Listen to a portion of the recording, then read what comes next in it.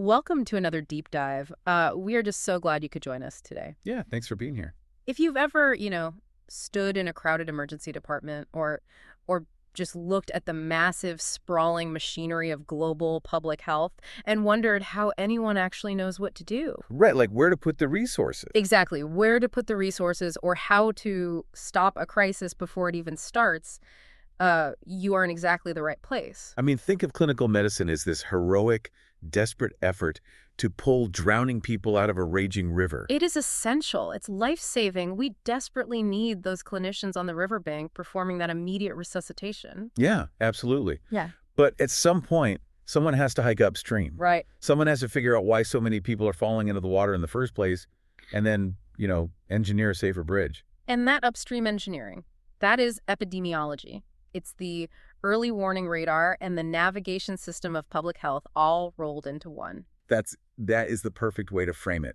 And to build that bridge today, we're relying on some incredibly foundational source material. We are. We're exploring the core concepts from the Oxford textbook of global public health. Specifically, we're focusing on the fundamental philosophy and methodology of epidemiology. And then tracing that reasoning all the way to its most complex system-wide application, which is population screening. Yeah, we're going to cover a lot of ground. So let's set the parameters for this deep dive. This is not about memorizing textbook definitions or cramming for a multiple choice test. Definitely not. We are building a structured conceptual companion here. It's specifically designed for medical students, junior doctors, public health trainees, and allied health professionals. Anyone who really needs to understand how health decisions are made at a population level. Right. Our goal is to clarify the frameworks, strengthen your clinical reasoning, and really support your active reading of those core epidemiological concepts. We're here to map out the why behind the what. Exactly. So how are we structuring this journey? Well, we're going to take a very deliberate path today. We'll build a framework that moves systematically from understanding risk to identifying exposure. Tracking outcomes to designing interventions. Right. And finally, measuring the ultimate system impact. Along the way, we're going to focus heavily on crucial differentiations. Because these are the terms that get thrown around interchangeably on the wards. But they mean very different things to an epidemiologist. Exactly. We'll separate incidence from prevalence, absolute from relative risk. And perhaps most importantly, for clinical practice testing from screening. I think a lot of people get that last one wrong. But to kick off this entire journey, we have to start with the deceptively simple question that drives every single thing an epidemiologist does. Which is, who gets disease, when, where, and why? It sounds elementary when you phrase it like that.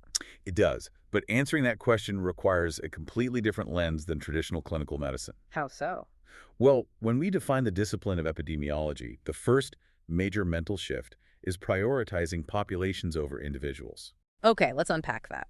If you think about cardiology, the focus is almost entirely on a specific organ system, right? The heart. Sure. Or if you think about pathology, it's a specific bounded body of knowledge about cellular disease processes. Right, you're looking at a slide. Exactly. Yeah. But epidemiology is fundamentally different. It's a philosophy and a methodology. It's basically the basic science of public health. Yeah, because it looks at the frequencies and distributions of disease across entire populations. The epidemiologist isn't looking at one patient in a clinic. You're looking at the entire city. Or the entire country, trying to find the invisible mathematical patterns that connect those individual patients. And to find those patterns, they rely on specific foundational frameworks. I think the first one we really need to unpack is what we often call the first triad. The balance. Right, the balance. It's this dynamic, constantly shifting relationship between the agent, the host, and the environment. Health, from an epidemiological perspective, is essentially a state of equilibrium between these three forces. Yeah. And when one shifts, the balance breaks and disease occurs. Which is so different from clinical practice where we often hyper-focus on the agent. We just want to know which antibiotic kills which bacteria. Right, but the public health perspective requires us to look at all three pillars equally. It's a vital distinction. Let's look at how delicate that balance actually is. It can be disrupted in so many different ways without the pathogen itself ever changing. Exactly. Take the host, for instance. A host might become compromised because of an exogenous medical intervention. Like a patient placed on heavy systemic corticosteroid treatment for a severe autoimmune condition. Yeah. The agent let's say an opportunistic fungal spore in the air hasn't mutated, the environment hasn't changed. But the host's immunological defenses are drastically lowered. Right, making them susceptible to a pathogen that a healthy immune system would clear without a second thought. The equilibrium breaks because the host changed. We see the exact same disruption when the environment breaks down. A classic historical example of this is the 1993 water supply breakdown in Milwaukee, Wisconsin. Oh, that's a perfect example. Right, this wasn't some new exotic superbug. The agent was a protozoan parasite called Cryptosporidium. Which is naturally found in surface waters anyway. Exactly, it was present. Yeah. But there was a catastrophic failure in the environmental infrastructure. The city's Howard Avenue water treatment plant experienced these massive spikes in turbidity, and the filtration process just failed. The environment allowed the agent a direct conduit to the host. And the scale of that environmental failure was staggering. Over 400,000 people became ill with severe diarrheal disease. And what's wild from an epidemiological standpoint is that routine clinical testing at the time didn't even look for Cryptosporidium. Right. It took epidemiologists looking at indirect environmental markers to figure it out. Like massive spikes in school and workplace absenteeism. And a sudden surge in pharmacy sales of over-the-counter anti-diarrheal medications. They realized the sheer magnitude of the outbreak before the clinical laboratories even caught up. Which perfectly illustrates that upstream radar concept we talked about. Absolutely. And then, of course, you have situations where the agent itself is the variable that changes. Right. The host population might be perfectly healthy, the environment stable, but the pathogen mutates or adapts. We see this with the terrifying rise of multi-drug-resistant tuberculosis. Or consider how group A streptococcus, which normally causes simple strep throat, can acquire bacteriophage-encoded toxins. And suddenly it causes acute necrotizing fasciitis flesh-eating disease. Exactly. The pathogen upgrades its own arsenal. So the equilibrium is constantly under threat from all three sides. So once that balance breaks down and an outbreak actually occurs, the epidemiologist pulls out their map. Which brings us to the second triad: time, place, and person. Whenever there's a surge in disease, these are the coordinates used to plot it. When exactly is it happening? Is it seasonal? Is it a sudden point source spike? Where is it concentrated? Is it clustered around a specific factory or spread evenly across a whole geographic region? And who exactly is being affected? Yeah. Are they older adults, children in a specific school district, workers in a specific industry? We see this historically with figures like John Snow during the 1854 cholera outbreak in London. Oh, the Broad Street pump. Right. He didn't know what the bacterial agent was. The germ theory of disease wasn't even fully established yet. But by rigorously mapping the place, the cluster of cases in Soho and the people who drew their water from that specific pump, he was able to stop the outbreak simply by removing the pump handle. He used the triad to sever the environmental link. that is the quintessential epidemiological intervention. Wait.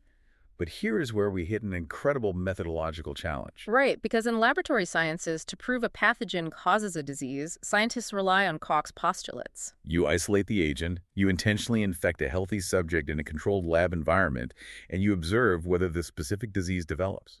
We obviously cannot do that in epidemiology. We can't intentionally expose human populations to environmental toxins or carcinogens or novel viruses just to see what happens. The ethical constraints are absolute. So, if we are barred from doing these neat, controlled laboratory experiments on humans, what do we do? We have to rely on what the Oxford frameworks describe as the art of the possible. We have to exploit naturally occurring situations. Meaning we wait for nature or human behavior or societal and occupational shifts to create the conditions for a study. Yes, and then we have to be ready to observe and measure them with extreme rigor. We're essentially watching an exposure unfold naturally without our interference, or working backward from a tragic outcome. It requires an immense amount of creativity. The text uses a wonderful analogy to describe this process. Applying the epidemiological method is like preparing a memorable Chinese banquet. I love that analogy. It's not enough to just have the raw ingredients, which in our case would be the raw statistical data. And it's not enough to just know the basic cooking methods, which would be the standard study designs. Right. To be a truly great epidemiologist, you have to know how to creatively select the right ingredients, apply the right methods in the right sequence, and present the findings perfectly to understand the natural history of a disease. Because if you just throw all the data into a statistical software program without a creative, structured hypothesis... You end up with an unpalatable mess. Totally. And that structural creativity is essential when we transition into the philosophy of causal inference. Because if we can't do lab experiments to prove A causes B, we run into a massive philosophical roadblock. How do we actually prove that a specific risk factor causes a specific disease? Exactly. How do we move beyond just observing that two things happen at the same time to stating unequivocally that one thing causes the other? I mean, just because I wore my lucky surgical cap and the complex operation went perfectly doesn't mean my cap caused the successful outcome. That's just correlation. Right. So this is where we rely on the bedrock of structured reasoning in public health, Sir Austin Bradford Hill's criteria for causal inference. He proposed these in the 1960s, and they remain the gold standard for how we evaluate whether an observed association is truly causal. Let's walk through the key criteria because they are absolutely critical for clinical reasoning. Okay, let's do it. The first one is the strength of association. Right. This is about the magnitude of the risk. For example, if people exposed to a certain chemical are 10 times more likely to develop a specific cancer than unexposed people, that massive statistical spike makes a causal link much more credible. But if they were only 1.1 times more likely? Then we might suspect a hidden bias or a confounding variable is skewing the data. The classic example there is smoking and lung cancer. The association wasn't just a little bit higher. Heavy smokers had incredibly high rate ratios compared to non-smokers. Exactly. Next up on Nail's list is consistency across studies. So if a researcher in Tokyo, another in London, and a third in Sao Paulo all conduct different studies on entirely different populations, Using slightly different methodologies. and they all find the exact same link between an exposure and a disease, you can be highly confident it's not just a localized fluke or a biased data set. Precisely. The truth should be reproducible. Then we have temporality, which is perhaps the only truly non-negotiable criterion on Hill's list. Meaning the exposure absolutely, unequivocally, must precede the outcome. You have to prove the person was exposed to the hazard before the disease process initiated. If the disease or its early cellular changes started before the exposure, causality is biologically impossible. It sounds obvious, but in complex, slow-developing chronic diseases like multiple sclerosis or certain cancers, establishing that strict timeline can be incredibly difficult. It really can. Next is biological gradient, which clinicians usually refer to as the dose-response relationship. If a little bit of exposure causes a mild form of the disease and a massive exposure causes a severe, widespread form of the disease, that gradient heavily points toward causation. We see this with radiation exposure. Low doses slightly elevate cancer risk. Massive doses cause acute radiation sickness and almost guaranteed malignancy. Hill also emphasized plausibility and coherence. Plausibility asks a simple question. Given what we currently know about human biology and pathophysiology, does this proposed mechanism make sense? Can we explain how the chemical damages the cell? And coherence is closely related.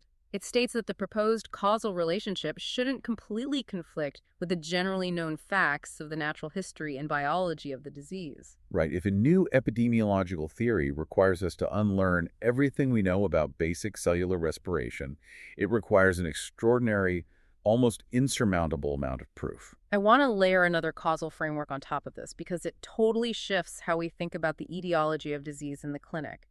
Let's unpack Rothman's model of component versus sufficient causes. It breaks down the outdated idea that a complex disease has just one single cause. Yeah, Rothman's model is a brilliant conceptual leap. He argued that we should stop looking for a single magic bullet for chronic and complex infectious diseases. He introduced the concept of a sufficient cause, which he defined as a complete causal mechanism that inevitably produces the disease. If the entire sufficient cause is present and assembled, the disease will definitely happen. However, a sufficient cause is almost never just one thing. It's a pie made up of several different slices. And each of those individual slices is called a component cause. Let's use a clinical example to clarify this. Take an HIV infection. In Rothman's model, the actual physical exposure of the host's bloodstream to the HIV virus is the sufficient cause. Right. If the virus enters the system and binds to the CD4 receptors, you get the infection. But what actually leads to that biological exposure, those are the component causes. Things like unprotected sexual intercourse, a lack of access to prophylactic medications, or the sharing of intravenous drug needles. The virus is the sufficient mechanism, but the behaviors and systemic failures are the component causes that assemble the puzzle. And understanding this gives public health practitioners multiple targets for intervention. This is key. Yeah. If you cannot easily eliminate the sufficient cause, you can't just wish the virus out of existence. You can dismantle the mechanism by attacking the component causes. You provide needle exchange programs, you promote condom use, or you provide pre-exposure prophylaxis. By removing just one single component cause, you prevent the entire sufficient cause from completing its mechanism, and you prevent the disease from occurring. This directly ties into what epidemiologists call the life course perspective. Disease isn't just a sudden snapshot that happens to a patient on a random Tuesday. No, it's a dynamic, ongoing upregulation or downregulation of different factors, different component causes that accumulate over their entire life. Sometimes this accumulation starts all the way back in utero. A patient's cardiovascular health at age 60 is heavily influenced by the nutritional environment they were exposed to before they were even born. Combined with decades of minor component causes stacking up, which is exactly why we need a robust, varied toolkit to study these intricate patterns over long periods of time. This requires us to understand the sequence of study designs. The goal for a clinician or public health trainee isn't just to memorize a list of study types, but to understand why an epidemiologist would actively choose one methodology over another to establish true risk. Let's start with the broad nets, the designs that cast a wide look at populations to see what might be happening. Ecological and cross-sectional studies. Ecological studies are fast. You're basically taking existing aggregated population statistics, like national dietary data and national cancer rates, and seeing if they correlate on a graph. But they're notoriously dangerous if you don't understand their limitations. Oh, definitely. There's a famous, slightly humorous example of this. If you look at the aggregated data from the mid-20th century, you will see that the incidence of cardiovascular disease rose at the exact same time and at the exact same rate as the use of automatic washing machines. Yes, the lines on the graph move in perfect synchrony. But obviously, washing your clothes in a machine doesn't cause atherosclerotic plaque to build up in your coronary arteries. This is the definition of the ecological fallacy. You're making assumptions about individuals based purely on aggregated group data. The washing machine didn't cause the heart attacks. Both variables were merely byproducts of a third, confounding variable, the rapid post-war increase in overall socioeconomic status. Which led to both appliance purchases and a shift towards sedentary lifestyles and richer diets. Ecological studies are strictly for generating hypotheses. They cannot and do not prove causation. Then we move to cross-sectional studies. This is essentially a community diagnosis. You send out a survey or conduct health screenings on a population at one specific moment in time. You take a snapshot. Here is a major conceptual differentiation for our listeners. Cross-sectional studies measure prevalence, not incidence. That is a critical distinction that trips up a lot of junior doctors when they're reading research papers. Let's use the classic bathtub analogy. The water in the tub represents the people currently living with a disease. That total volume of water is the prevalence. The water pouring in from the faucet represents the incidence, the rate of new cases developing over a period of time. And the drain represents people leaving the population either through recovery or death. A cross-sectional survey just measures the water currently sitting in the tub. Yeah. It counts who has the disease right now. And because it only counts the water currently in the tub, it naturally selects for people who have survived the disease up to the point the snapshot was taken. This makes cross-sectional studies fantastic for studying chronic conditions that people live with for decades, like multiple sclerosis, asthma, or chronic kidney disease. But they are terrible for studying fast-moving, highly fatal, acute diseases. Right. If you try to do a cross-sectional study of a severe Ebola outbreak months after it started, you won't find many cases because the patients tragically died before your snapshot was taken. They drained out of the tub before you measured it. Exactly. So if we want to move beyond static snapshots and actually investigate the flow of disease, we have to look across time. Let's examine case control studies where we are intentionally looking backward in time. In this design, you start by gathering a group of cases, people who already have the diagnosed disease. Then you gather a group of controls, healthy people who are demographically similar but do not have the disease. Once you have your two groups, you look back into their pasts to see what they were previously exposed to. Why do epidemiologists rely so heavily on this backward-looking design? Two main reasons. First, it's relatively inexpensive and fast because the disease has already occurred. You don't have to fund a study to watch people for 20 years hoping they develop symptoms. Second, and most importantly, it is the absolute best and sometimes the only method for investigating exceedingly rare diseases or sudden acute outbreaks. A powerful historical example of this is the investigation into subacute sclerosing panencephalitis, or SSPE. This is a terrifying, invariably fatal neurological disease that causes severe brain inflammation in children and young adults. It is incredibly rare. You couldn't possibly design a study where you follow 1 million healthy children forward in time, hoping 1 or 2 develop SSPE so you can see what caused it. The logistics and costs would be astronomical. Exactly. So instead, epidemiologists used a case control approach. They found the handful of patients who already had SSPE. They matched them with healthy controls. When they looked backward into the medical histories of both groups, a glaring pattern emerged. Virtually all the SSPE patients had suffered a natural rubeola virus infection measles several years earlier. The case control design allowed them to bridge that massive gap in time and connect a common childhood virus to a rare, fatal neurological complication a decade later. But as with all tools, there's a significant caveat with case control studies. Because you're relying on people's memories of the past, you introduce the massive risk of recall bias. Sick people, especially parents of sick children, are frantically searching for a reason why the illness occurred. If you ask them what chemicals they were exposed to or what they ate 5 years ago, they will rack their brains, deeply analyze every memory, and often overreport minor exposures. Whereas healthy controls do not have that internal psychological motivation, they will likely just shrug and say, "I don't really remember." This discrepancy creates a false imbalance in your data. And from a statistical standpoint, because you're looking backward and artificially selecting the number of cases and controls, you cannot calculate incidence. You don't know the true rate of disease in the whole population. Therefore, case control studies calculate odds ratios, not relative risk.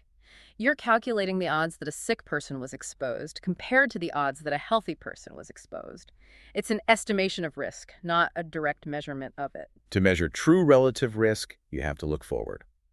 And that brings us to cohort studies. In a cohort study, you start with 2 groups of completely healthy people. One group is exposed to a hazard. For example, they work in a tire manufacturing plant exposed to specific chemical solvents. The other group is unexposed. Maybe they work in the administrative offices of the same company. Then you track both groups forward in time, often for years or decades, measuring who develops disease and who stays healthy. Let's do another conceptual differentiation check. Because you're actively watching healthy people develop the disease over a specific time frame, a cohort study measures incidence, the water flowing into the bathtub. And because you verified that every single person was healthy at the start of the study, and then you observed the chemical exposure before the cancer developed, it establishes strict temporality. It satisfies that non-negotiable Bradford Hill criterion. Therefore, cohort studies can calculate true relative risk. Out of 1,000 exposed workers, 50 got cancer. Out of 1,000 unexposed workers, 5 got cancer. The relative risk is 10. The quintessential examples of this are the mid-century smoking cohort studies. Researchers like Tager and Tashkin conducted massive cohort studies tracking not just smokers, but the children and roommates of smokers over long periods of time. By following them forward, they could definitively prove that chronic exposure to passive, secondhand smoke led to objectively lower lung function, higher rates of asthma, and increased phlegm production over time compared to the unexposed cohorts. They measured the true risk of the environment. Yeah, but the drawbacks of cohort studies are severe. They're incredibly expensive and logistically exhausting. Following tens of thousands of people for 20 years requires immense funding and administrative willpower. Furthermore, you suffer from attrition. People move away, they change their contact information, or they just get fatigued by the questionnaires and drop out of the study. High dropout rates can severely distort your data because the people who drop out might be systematically different from those who stay. They might be dropping out precisely because they are getting sick. To combat these immense costs and logistical hurdles, modern epidemiology heavily utilizes a hybrid design called a nested case control study. It's an elegant solution. You start by initiating a massive long-term cohort study. You recruit 100,000 healthy people, you draw their blood, you freeze their serum samples, and you collect their baseline data. But you don't actually test the blood yet, you just wait. Years later, when 50 people in that cohort inevitably develop a rare cancer, you pull their frozen blood samples. Those are your cases. Then you pull the frozen blood samples of 100 people in the cohort who stayed healthy. Those are your controls. You analyze the blood to look for biomarkers. It's brilliant because it's cheap, and it completely eliminates recall bias. The blood was drawn before anyone got sick, so the data is pure. Finally, we reach the absolute top of the observational and experimental pyramid: experimental studies and meta-analyses. The randomized controlled trial, or RCT, is the one scenario where the investigator actually controls the board. You randomly assign who gets the exposure, usually a new drug or vaccine, and who gets the placebo. RCTs are the gold standard for clinical efficacy, but they present profound ethical dilemmas in public health. As we noted, you cannot test a hazard. But even when testing a preventative measure, you have to be careful. Consider the historical Taiwan rubella vaccine trials. Researchers had a promising new rubella vaccine and needed a control group to compare it against. But intentionally giving thousands of children a completely useless saline injection placebo, leaving them entirely unprotected from circulating diseases just to gather data, felt ethically dubious. So they innovated. They used the already proven highly effective polio vaccine as the placebo for the control group. The control group received vital protection against polio, the experimental group received the new rubella vaccine, and the trial generated robust, ethically found efficacy data. And once you have dozens of these RCTs conducted globally, you can pool all their data together in a meta-analysis. If one study has 500 patients and another has 1,000, combining them gives you massive statistical power to detect very subtle benefits or rare side effects. But you have to watch out for heterogeneity. Heterogeneity is the bane of the meta-analysis. If a clinical trial in London defines high blood pressure as 140/90, and a trial in New York defines it as 130/80, you cannot simply merge their data sets. They are measuring slightly different biological realities. If the case definitions, the patient demographics, or the control protocols vary too much, if the data is heterogeneous, mashing it all together will produce a statistically significant but clinically meaningless result. You're blending apples and oranges to find the average weight of a banana. To make trials smarter and faster, we're also seeing the rise of adaptive trials. Historically, you locked in a rigid RCT protocol for 5 years. If halfway through it became obvious that dose A was working much better than dose B, you couldn't change it without ruining the study. Adaptive trials change that paradigm. They use complex statistical modeling to allow researchers to make pre-planned modifications mid-study as the data accumulates. Yeah, you can drop a failing treatment arm early or shift more patients to the successful dose, making the whole process incredibly efficient and much safer for the enrolled patients. We've spent a lot of time building this conceptual framework and understanding the tools in the epidemiological toolbox. Now let's look at what we actually build with them. We're going to explore the 12 functions of epidemiology. This is where theory translates into public health action. We aren't going to list all 12, but we are going to dive deep into a few of the most profound applications to demonstrate the sheer scope of this field. Let's start with describing the spectrum of disease. In the clinic, we tend to think of diseases as having one standard textbook presentation.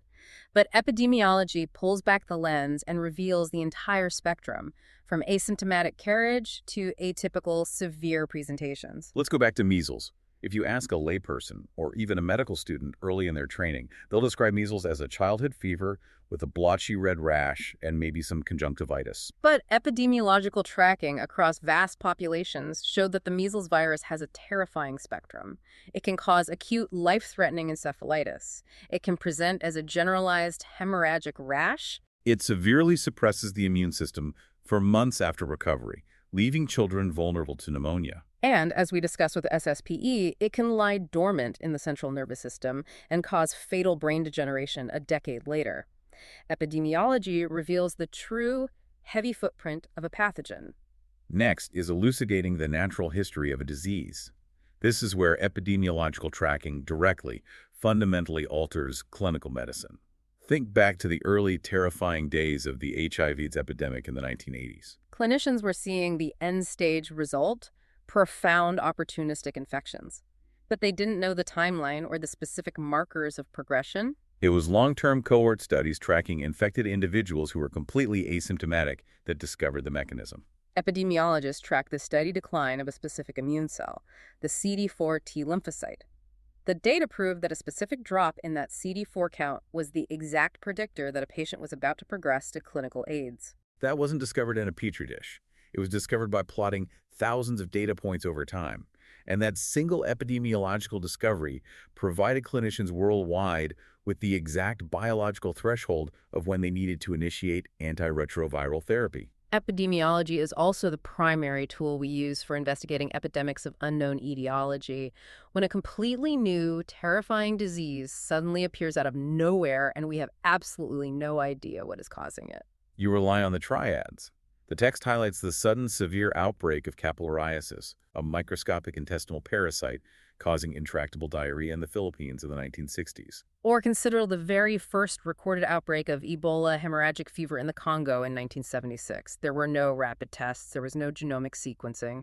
Epidemiologists were the ones who flew in, mapped the spread from village to village, identified the risk factors like specific burial practices, and eventually traced the chain of transmission back to the index cases and the suspected animal reservoirs. And perhaps the most globally profound function, elucidating transmission for public health action.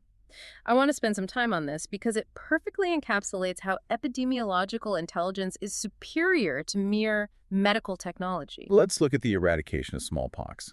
This is arguably the greatest achievement in the history of global public health. The history here is incredible. Edward Jenner develops the first crude smallpox vaccine in 1796. So we had a working, effective medical technology to stop the disease. Yet, for almost 2 centuries, millions of people continued to die from smallpox every single year. Having the tool wasn't enough. The initial global strategy in the 20th century was mass vaccination. The goal was to literally vaccinate every single human being on Earth to achieve total herd immunity. But in highly dense, rapidly growing populations in India and West Africa, the logistics of mass vaccination were utterly failing. The virus was moving faster than the vaccinators. And this is where epidemiology changed the course of human history. Researchers like William Foge, working in Nigeria, realized they didn't have enough vaccine to cover the whole population. So they stopped looking at the vaccine as a blunt instrument and started looking at the behavior of the virus. Epidemiological data revealed 2 crucial vulnerabilities in smallpox. First, it actually had a relatively low transmission rate compared to something like measles. And second, it had a long, predictable incubation period where the patient was not yet highly infectious. Furthermore, there was no asymptomatic carrier state. If you had smallpox, you had visible pustules. You couldn't hide it. Those specific data points allowed the epidemiologists to completely pivot the global strategy. They abandoned the impossible dream of 100% mass vaccination. Instead, they shifted to a strategy of surveillance and containment, also known as ring vaccination. When a single case popped up in a village, they didn't vaccinate the whole country. They rushed a team to that exact village. They isolated the sick patient. Then, they aggressively vaccinated only the immediate family, the neighbors, and anyone the patient had contact with. They built a localized immunological firewall, a ring around the virus. It couldn't spread to the next person, so the chain of transmission died. Using this highly targeted, epidemiologically driven strategy, smallpox was completely eradicated from the planet in just a little over a decade. We didn't beat it just with a needle. We beat it with a map and a mathematical understanding of its transmission. Which serves as the perfect transition to our ultimate application. Once epidemiology identifies a risk, maps a disease, and develops a preventative intervention, we must evaluate the impact of that intervention on the entire societal system. And in modern medicine, there is no intervention more complex, more ethically fraught, and more broadly misunderstood than population screening. So here we go. We're diving into population screening, the upstream engineering. Before we get into the heavy mathematics and the ethical debates, we have to clarify a massive clinical misconception. We need another differentiation check. We need to clearly define testing versus case finding versus screening. If you are a doctor sitting in an endocrinology clinic and you have a known diabetic patient sitting in front of you and you examine their retinas every year to check for diabetic retinopathy, what exactly are you doing? You are engaging in case management or clinical testing. You are actively managing a known pre-existing condition in a specific patient who has sought out your specialized medical care.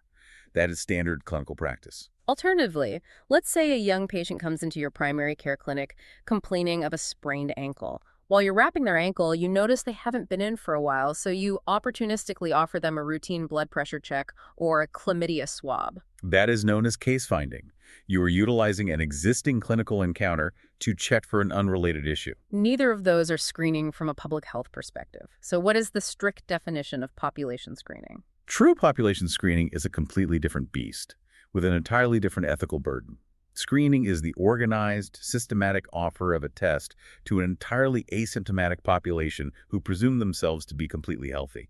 You are actively reaching out into the community, contacting people who are going about their daily lives, who haven't asked for your help, and asking them to submit to a medical test. The goal is to find the tiny fraction of people who have an unrecognized disease and who would definitively benefit from early prescriptive treatment. And this creates a fascinating, often contradictory dynamic between the promise of screening and the dark reality of it.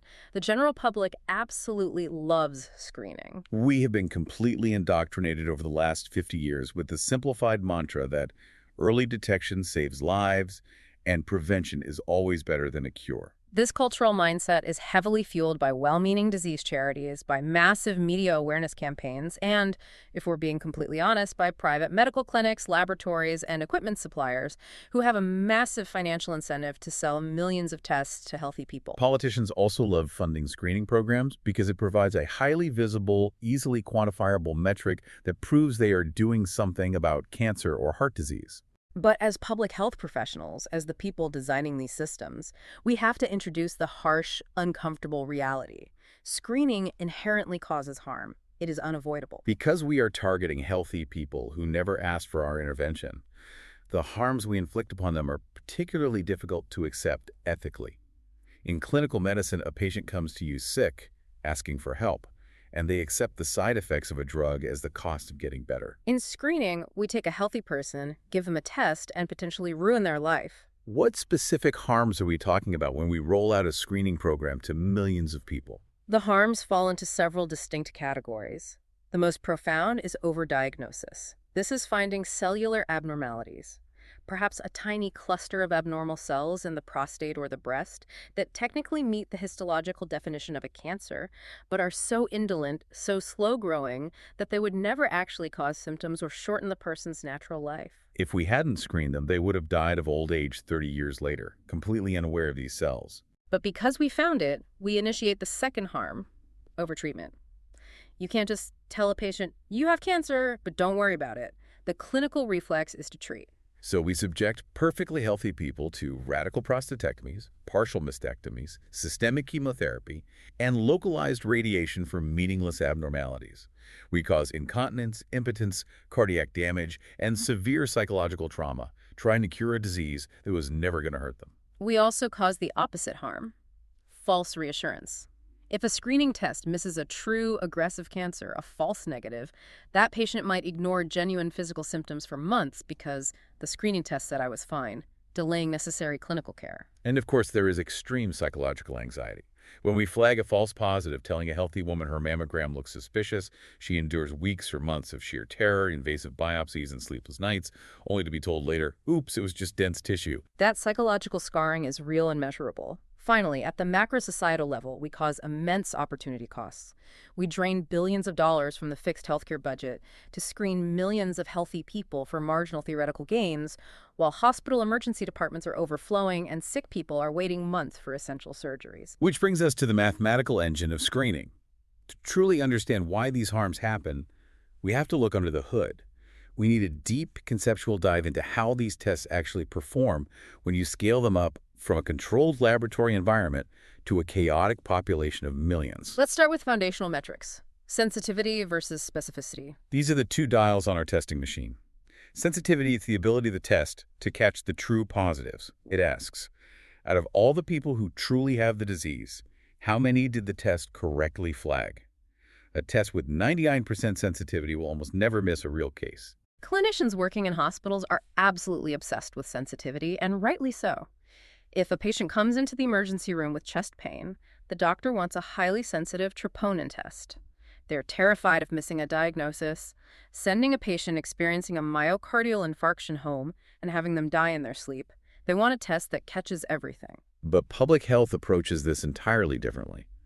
While clinicians focus on sensitivity, epidemiologists are hyper-focused on specificity. What does specificity measure? Specificity is the ability of the test to correctly identify the true negatives.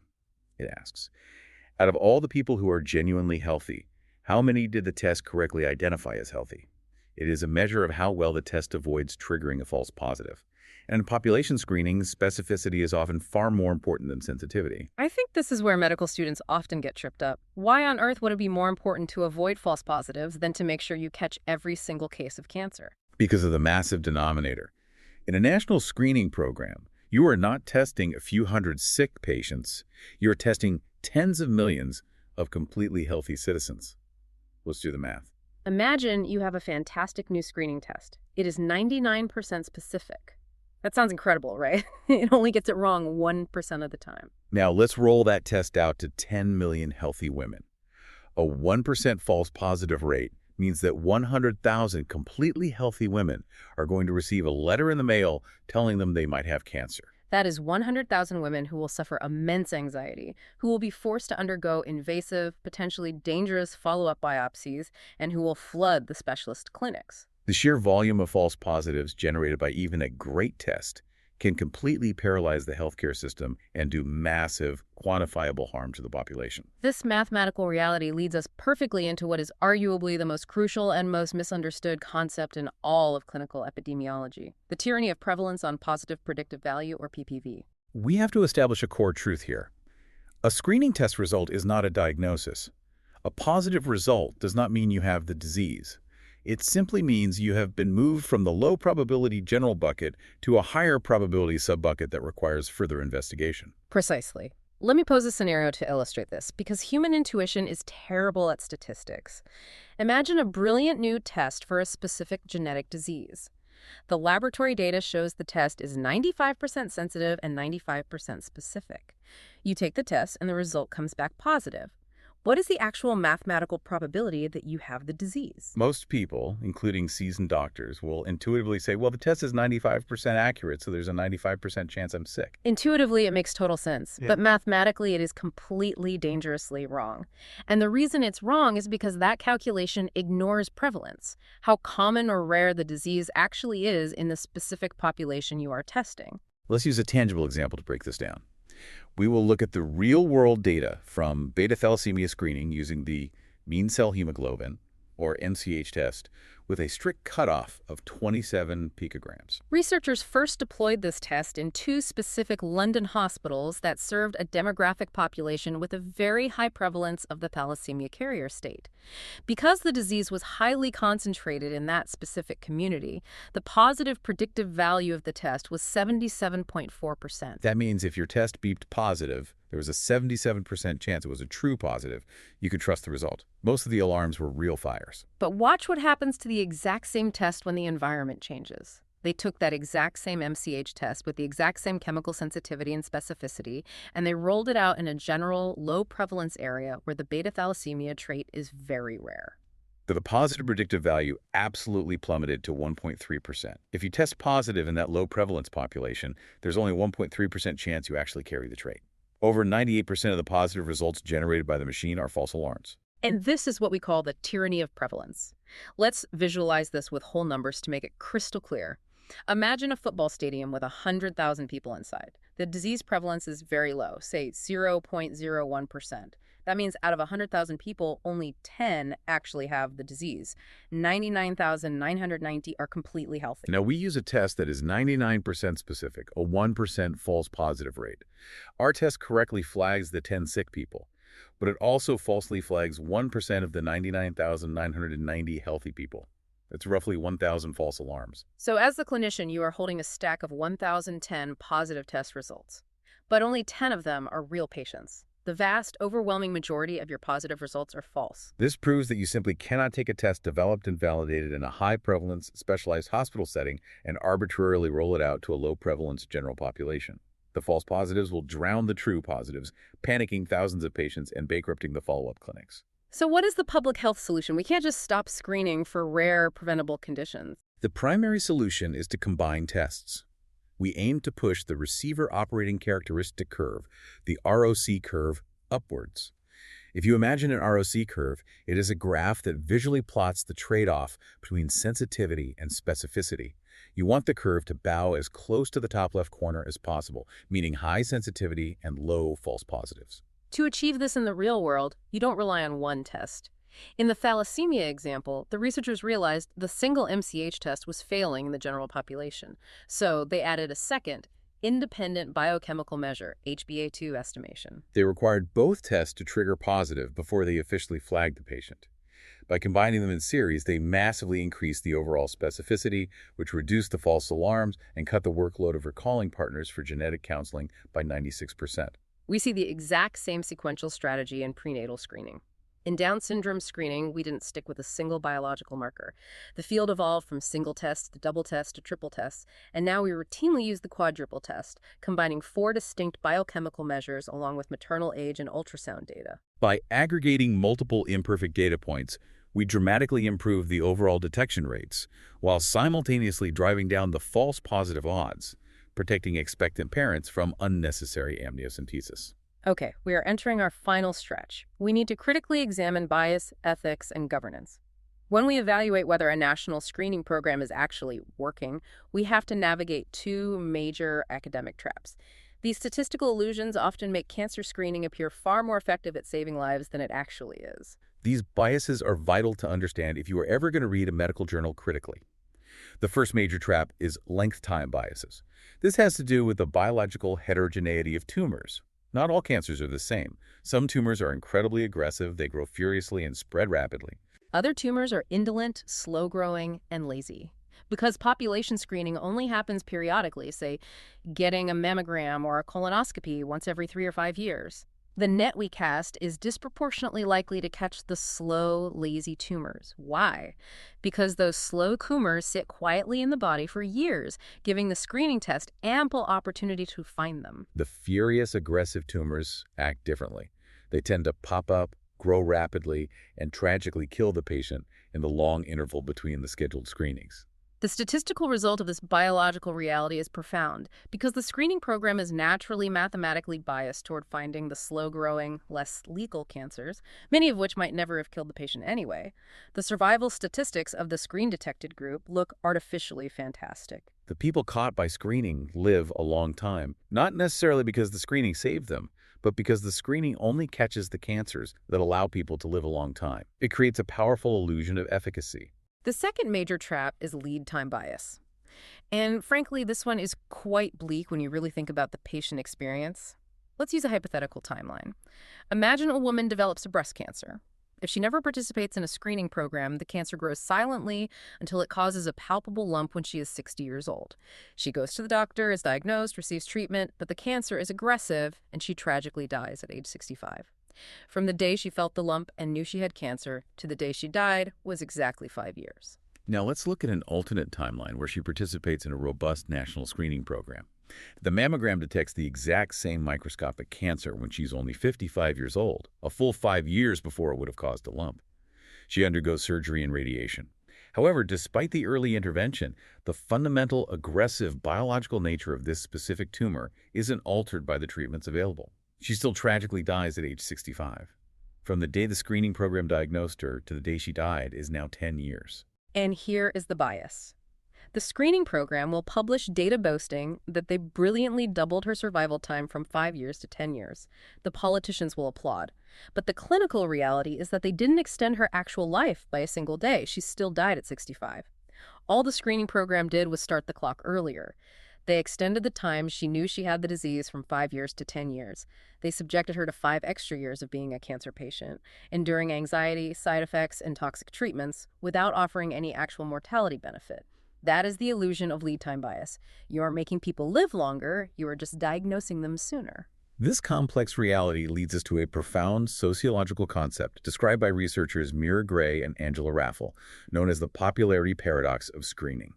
It outlines the terrifying, counterintuitive irony of population screening. The paradox states that the more a screening program harms a population through overdiagnosis and overtreatment, the more popular and deeply defended that program becomes. It is a dark psychological feedback loop. Let's say a poorly designed screening program overdiagnoses 10,000 people with microscopic cellular abnormalities that would never, ever have harmed them. The medical system then subjects all 10,000 healthy people to surgery, radiation, and medication to cure these harmless abnormalities. Those 10,000 people will passionately, fervently believe that the screening program saved their lives. They will form vocal advocacy groups, run marathons to raise funds for more screening, and lobby politicians to lower the screening age. The very harm the system inflicts actually manufactures massive, unshakable public support. Which raises monumental ethical questions. If the mathematics of positive predictive value are this counterintuitive, and if the illusions of lead time bias and overdiagnosis are this difficult to explain, how can a patient possibly give true informed consent? When we send out a cheerful pamphlet encouraging people to get screened, are we truly communicating the risk of them losing their prostate or their breast for a disease that wasn't going to kill them? Furthermore, there are deep issues of equity. Often, wealthier, more health-literate populations access screening more readily than disadvantaged groups, ironically widening the health inequality gap. And in the realm of prenatal genetic screening, we are constantly brushing against deep, uncomfortable concerns about eugenics as society implicitly decides which genetic traits like Down syndrome are acceptable to bring into the world. Ultimately, because the public cannot easily navigate these complexities, it comes down to the state's stewardship role. A democratic society has an obligation to govern these massive health programs rigorously to protect the public from well-meaning but mathematically harmful interventions. And that governance faces its absolute ultimate test when the evidence demands that we stop a program. As we discussed, starting a screening program is easy. Politicians love cutting the ribbon on a new health initiative. It shows they care about their constituents. But stopping an existing entrenched program is nearly impossible due to vested commercial interests, media panic, and public outrage driven by the popularity paradox. The Oxford text highlights a devastating example of this: the National Neuroblastoma Screening Program for Children in Japan. Neuroblastoma is a rare childhood cancer. In 1985, Japan implemented a nationwide program testing the urine of 6-month-old infants for markers of the disease. They found lots of cases and treated them aggressively. But by 1990, independent epidemiological evidence began to clearly show the program was causing massive harm. It was violently overdiagnosing infants with tiny, benign tumors that naturally regress and disappear on their own. They were subjecting babies to unnecessary chemotherapy and surgery, with absolutely zero measurable reduction in the overall national mortality rate for neuroblastoma. The screening was all harm, no benefit. Yet, despite the clear scientific evidence in 1990, it took until 2004, 14 years later, for a national committee to officially halt the program. 14 years of harming infants. And as the text astutely notes, the only reason the government succeeded in stopping it at all was because, thankfully, there were no highly organized, vocal parent advocacy groups fighting to keep the testing going. If the popularity paradox had fully taken hold, they might never have been able to stop it. Another stunning, almost absurd historical example is the Carlsberg breweries in Denmark. In the mid-20th century, mass chest X-ray screening was a vital tool to fight the tuberculosis epidemic. It made sense at the time. But the Carlsberg company continued to demand mandatory chest X-rays for all new employees for a full 20 years after tuberculosis had been effectively eradicated in the country. The disease was gone, but the testing infrastructure remained. They were unnecessarily exposing thousands of young workers to ionizing radiation, mathematically inducing a small but real number of radiation-caused cancers over the decades with zero potential benefit, since there was no TB to find. But the practice was so culturally and administratively entrenched, it took decades to finally abolish it. The takeaway from these historical failures is crystal clear. Screening governance cannot be left to local hospital administrators, private clinical companies, or the sway of public opinion. It must be managed at a rigid national level by independent, evidence-based bodies who do not profit financially from the testing equipment and who have the statutory authority to pull the plug on a program when the epidemiological data demands it. The science has to protect the population from the enthusiasm. Exactly. The rigorous epidemiological evidence must drive the public health action, even when that action is politically or socially unpopular. We have covered incredible foundational ground today. We've traced how epidemiology moves from spotting vague environmental patterns in a community to mathematically validating the true risk using Bradford Hill's criteria and cohort studies. We've seen how it tests interventions in the field, like the eradication of smallpox, and finally, how it rigorously governs complex, double-edged interventions like population screening to ensure we actually do more good than harm. Before we hit the learning reinforcement, I just want to leave you with one final thought to mull over. We've talked extensively about the ethics of screening today, but what happens when massive genomic biobanks and precision medicine start blurring the line between clinical testing and population screening entirely? As we sequence more healthy genomes, the potential for overdiagnosis reaches a scale we've never seen before. It's an epidemiological frontier we all need to be ready for. That is a fascinating point to end on. Now, let's stress test these frameworks.